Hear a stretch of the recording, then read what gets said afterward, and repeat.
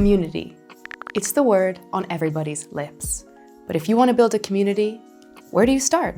My name is Lily from Teleprompter.com, and today we're going to discuss where to begin if you want to start a community.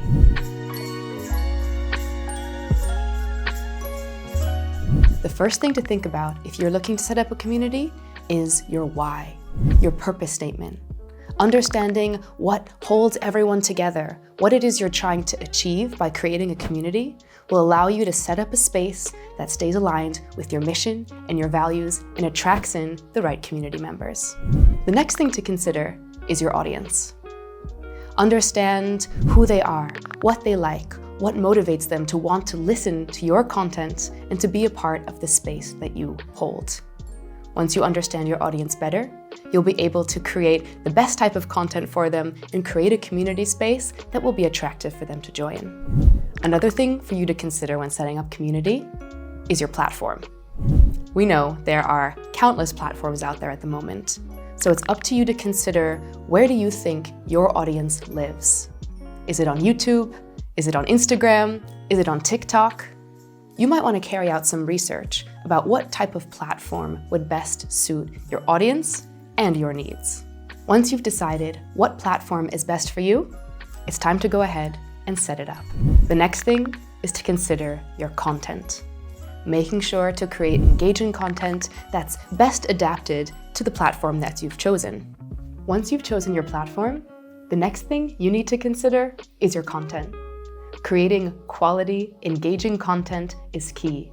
From the research you've done about the platform you're using, you might understand what's trending or what's hot in that area. Do you need to be thinking about trending music? Do you need to be thinking about reels? That's going to come out of your research.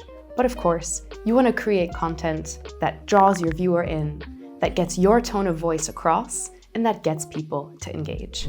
So once you have your community already, you have your audience there, you've posted that amazing content you've made, now it's time to connect and it's time to engage. Make sure to foster a conversation with the people who come into your community. That might mean responding to comments, that might mean following other accounts. Whatever you need to do to let your community know that you're present, you're there, and you want to be connected with them. The final tip when setting up your community is to be authentic. When we go back to the purpose that you created at the start, it might be helpful to think about your tone of voice, your values, your mission. What drives you to create the content that you love and to gather the community that you've gathered? Remain authentic to your tone of voice. Show up in a way that shows who you really are so that your community can appreciate you. So there we have it. Some key elements to consider when setting up your community. Understanding your purpose and why, thinking about your audience, knowing what platform you should use, making engaging content, connecting with your audience, and of course, remaining authentic.